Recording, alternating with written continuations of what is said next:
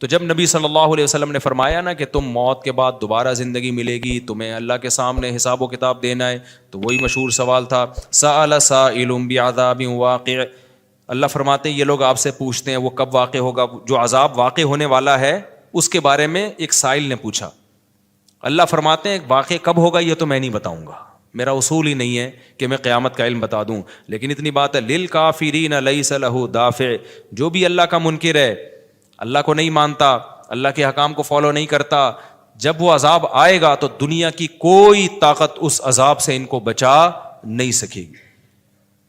تعرج الملائکۃ والروح الیہ فی یوم کان مقدارہ 50,000 سنہ, 50,000 سال کا ایک دن ہوگا. کہیں 1,000 سال اللہ نے ذکر کیا میدان حشر کے بارے میں, کہیں 50,000 سال. تو علماء نے بیان کیا یہ لوگوں کے حالات کے حساب سے ہوگا. یہ ٹائم کے جو یونٹ ہے نا یہ ہر ایک کے حق میں مختلف ہوتے ہیں. دیکھو جب ہم پیدا ہوئے تو ہم کائنات کو بننے کے اربوں سال کے بعد پیدا ہوئے ہوں گے نا, تو کیا ہمیں انتظار کرنا پڑا؟ بولو نا کیا ہو گیا؟ اگر ہمیں اللہ انتظار کرواتا ابھی تم عالم ارواح میں ہو 1 ارب سال کے بعد تمہارا نمبر آئے گا, تو میں تو بوریت سے مر چکا ہوتا. کیا خیال ہے بھائی؟ جہاں فلائٹ 1 گھنٹہ لیٹ ہو جائے انتظار میں آدمی ٹینشن میں چلا جاتا ہے, لیکن ہم تو جب آئے تو ہمیں تو لگا کہ کائنات کی ابتدا آج سے ہو رہی ہے جب ہم نے ہوش سنبھالا, کیونکہ ہمارے وہ یونٹ جو تھے نا, جو وقت کی اکائیاں ہیں, وہ ہمارے حق میں اسٹارٹ ہی نہیں ہوئی تھیں. تو اسی طرح مرنے کے بعد جو مردے کے لیے جو ٹائم کے یونٹ ہے نا وہ چینج ہوتے ہیں. ورنہ جو مردہ بیچارہ 20,000 سال پہلے دفن ہوا ہے وہ تو قبر میں کوئی عذاب نہ بھی ہو رہا, وہ تو پڑے پڑے ہی بور ہو گیا ہوگا کہ اللہ قیامت لے آ, میں تو ٹینشن میں آ گیا ہوں, 20,000 سال ہو گئے مجھے. تو اس کو تو ایسا نہیں لگے گا کہ 20,000 سال ہو گئے. وہ جب دوبارہ اس کو اللہ تعالیٰ اٹھائیں گے تو نیک لوگوں کو تو لگے گا ابھی ہم سوئے تھے اور ابھی ہمیں کسی نے آ کے اٹھا دیے. جیسے گہری نیند میں جب انسان سوتا ہے کئی گھنٹے بعض دفعہ سوتا ہے, کوئی آ کے اٹھائے تو اس کو لگے گا یار ابھی تو میں سویا تھا, ابھی آپ نے اٹھا دیا ہمیں.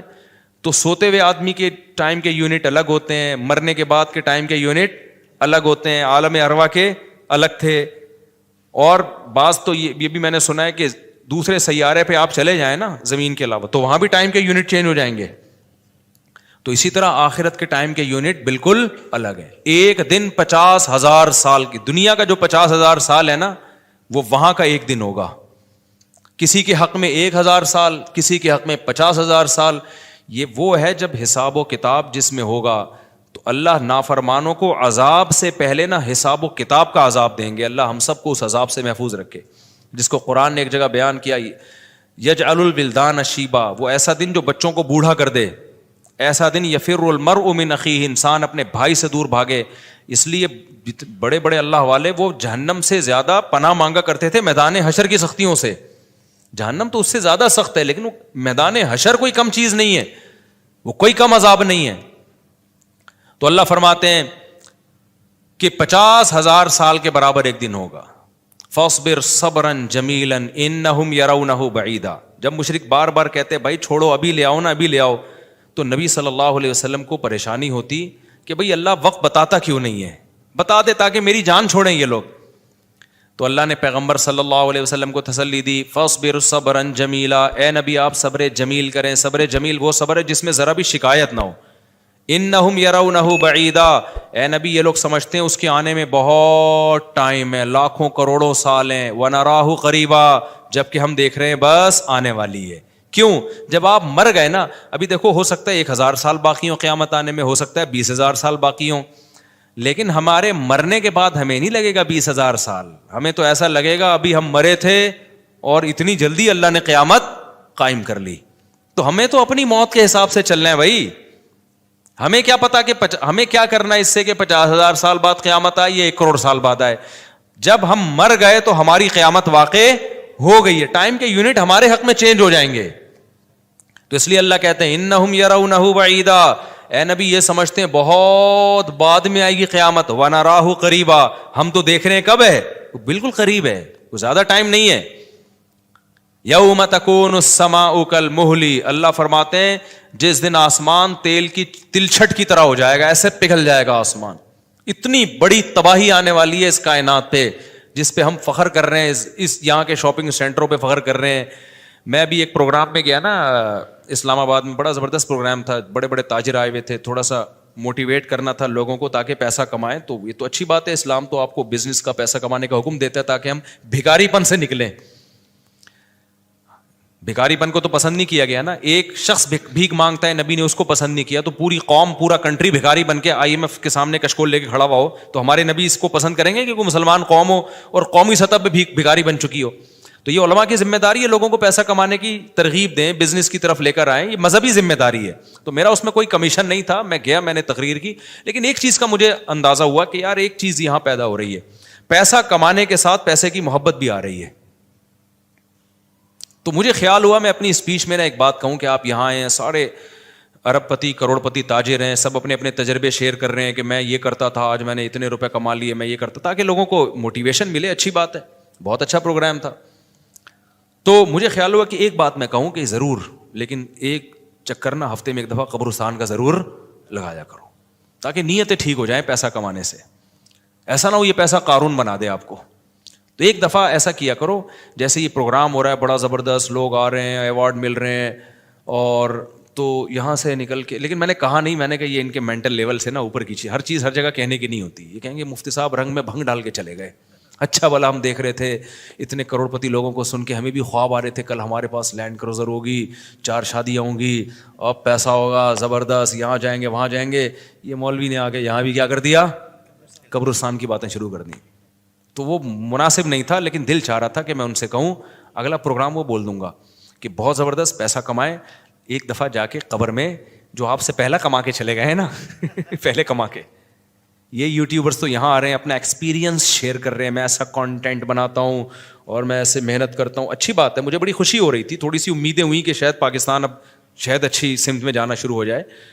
تو مجھے ان پہ وہ کوئی نہیں, وہ تو بہت اچھا کر رہے تھے, بلکہ یہ تو ایک ظرف کے بڑے ہونے کی بات ہے کہ آپ بتائیں کہ میں نے پیسہ ایسا کمایا, ورنہ لوگ بتاتے کہاں ہیں. مجھے ان یوٹیوبرز میں خوشی ہو رہی تھی, وہ بتا رہے تھے ہم نے یہ کانٹینٹ بنایا, ہم نے ایسے چینل بنایا, اتنے پیسے کمائے. تو اچھی بات ہے, شیئر کرو یار تاکہ لوگوں کی غربت ختم ہو, وہ بھی کریں یہ کام. لیکن ساتھ ساتھ ایک بات, یہ پیسہ آپ کو سلیمان علیہ السلام جیسا بھی بنا سکتا ہے, اور قارون اور فرعون جیسا بھی, ابو بکر عثمان جیسا بھی بنا سکتا ہے, اور ابو جہل جیسا بھی بنا سکتا ہے. کیا خیال ہے, یہ سارے پیسے والے لوگ تھے نا. تو آپ پیسہ کما کے سلیمان علیہ السلام جیسے شکر گزار بن جاؤ, عثمان ابن عفان جیسے غنی بن جاؤ, عبد الرحمن بن عوف جیسے بن جاؤ. اس کے لیے ضروری ہے کہ ہفتے میں ایک دفعہ قبرستان کا وزٹ اپنے خرچے پہ کر لیا کریں, اور ایسے ہی نہیں گزرتے ہوئے, وہاں جا کے کھڑے ہو کے قبروں پہ دیکھا کریں کہ میں جتنا بھی بڑا بن جاؤں, میرے یوٹیوب پہ چینل پہ 10 ملین بھی سبسکرائبر آ جائیں, لیٹنا میں نے کہاں ہے تھوڑے دنوں میں جا کے بھائی اس قبر کے اندر.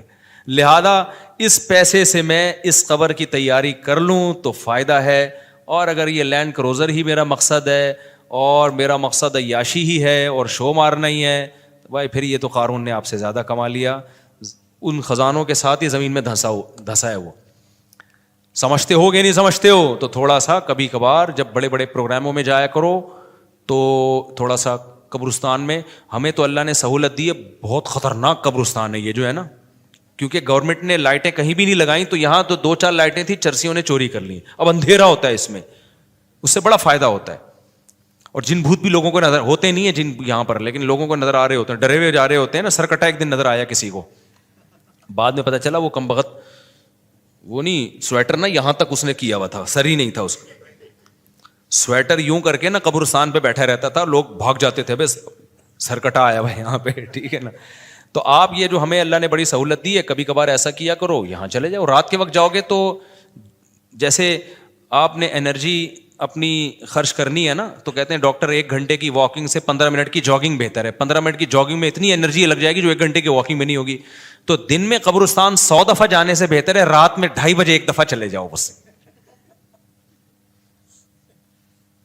رات میں 2:30 بجے 1 دفعہ چلے جاؤ, اور وہاں جا کے بیٹھو. بیٹا آنا کہاں ہے, یہی آنا ہے.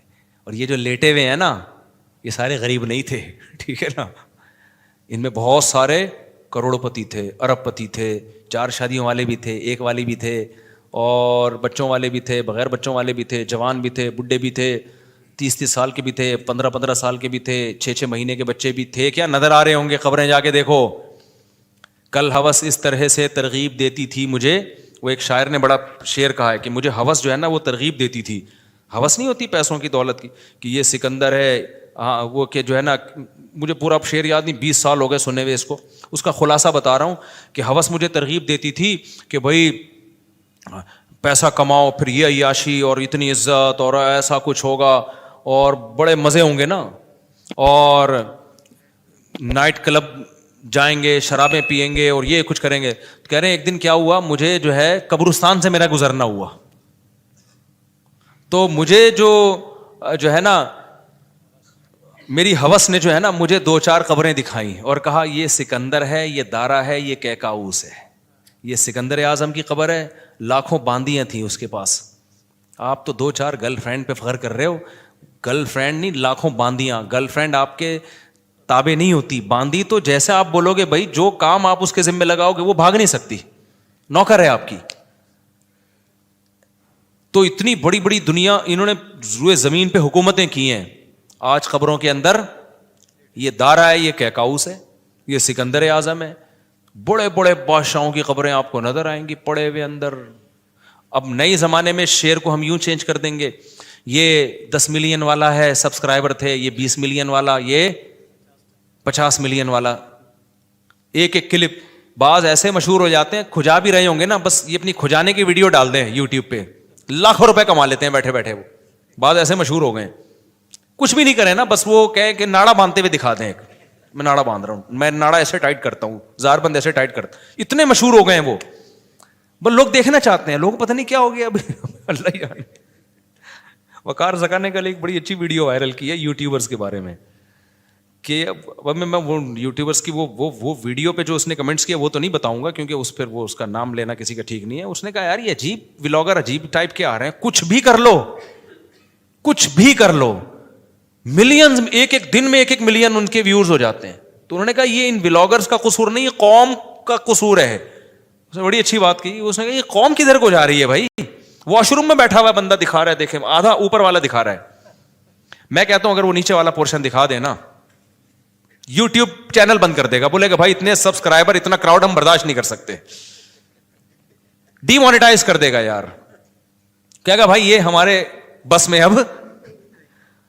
تو لوگوں کی نیچر دیکھو یار, کچھ بھی جو مشہور ہو جاتے ہیں, ایک دفعہ مشہور ہو گئے نا, بس اب کچھ بھی کریں گے.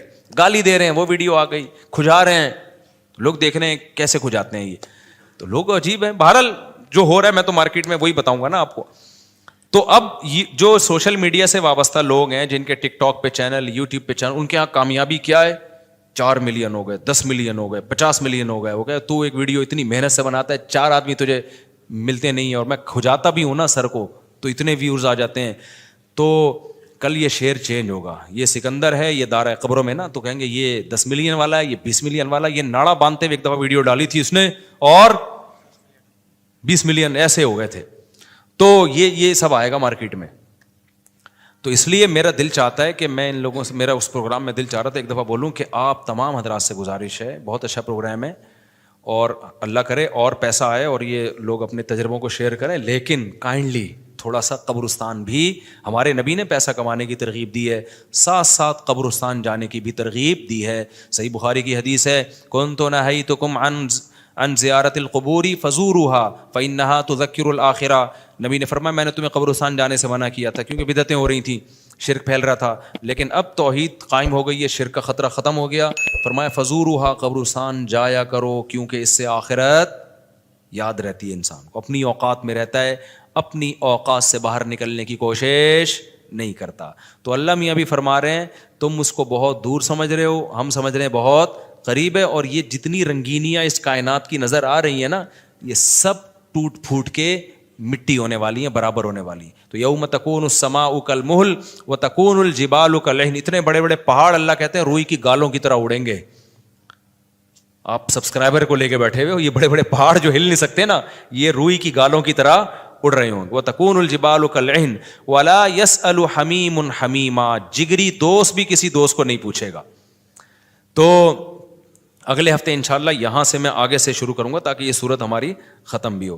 اللہ تعالی ہمیں موت سے پہلے نا تیاری کی توفیق عطا فرما دے. دنیا کماؤ ضرور بھائی, اتنا فری نہ کراؤ جتنا ہم دنیا کو فری کرا رہے ہیں, اتنا کراؤ جتنا یہاں پر رہنا ہے. اللہ تعالیٰ سمجھنے کی عمل کی توفیق عطا فرمائے.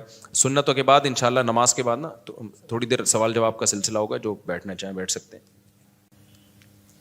میری عمر 30 سال ہے. 1 سال پہلے میں نے عمرہ بھی کیا. میں اپنی پوری زندگی میں نماز قرآن کے قریب نہیں ہوا, لیکن گزشتہ 5 ماہ سے میں نے کوئی نماز نہیں چھوڑی. ماشاءاللہ ماشاءاللہ. کیا مجھے لازمی اپنی پچھلی فرض نمازیں ادا کرنی ہوں گی؟ ارسلان صاحب جی ادا کرنی ہوں گی, لیکن ایسا نہ ہو کہ پچھلی کے چکر میں اب اگلی بھی چھوڑنا شروع کر دیں, زیادہ ٹینشن لے لیں. فی الحال آپ اپنے آپ کو اس کا عادی بنا دیں, لیکن 6 مہینے سے تو عادت پڑ گئی ہے آپ کی, 5 ماہ سے ماشاءاللہ نماز نہیں چھوٹی, تو زیادہ ٹینشن نہ لیں اس کی. لیکن یہ کہ شرعی مسئلہ تو چینج نہیں ہو سکتا, تو اس میں فجر کے ساتھ 2 رکعت فرض فجر کے پڑھ لیے, ظہر کے ساتھ 4 پڑھ لیے, عصر کے ساتھ 4 اور پڑھ لیے, مغرب کے ساتھ پچھلی مغرب کے, عشاء کے ساتھ. اور ہمارے نزدیک وطر بھی چونکہ واجب ہیں, نبی صلی اللہ علیہ وسلم کی اس بارے میں صحیح حدیث موجود ہیں, تو وطر کی بھی قضا کرنی چاہیے. تو ایک دن میں کم سے کم 1 دن کی نمازیں پڑھ لیں آپ, تو اللہ نے چاہا تو انشاءاللہ یہ پوری ہو جائیں گی. مفتی صاحب کراچی کا اجتماع 25 جنوری کو ہے, اور یہ بات پکی ہے, جمعرات مدنی مسجد میں بھی اعلان ہو چکا ہے.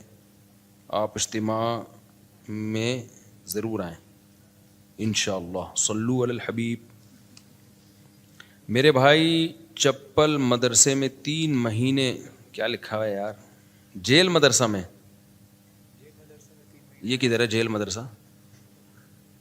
جیل مدرسہ میں 3 مہینے, جیل کو چپل لکھا ہوا ہے, مہینے رہ کر آیا. آپ سے دعا کی درخواست ہے, دل سے دعا ہے جی.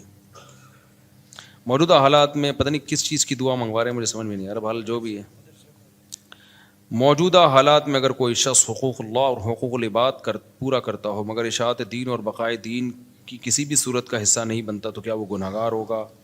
جی گنہگار ہوگا, کیونکہ نہی عن المنکر فرض ہے, تو ہر شخص پر اپنی استطاعت کے بقدر نہی عن المنکر فرض ہے.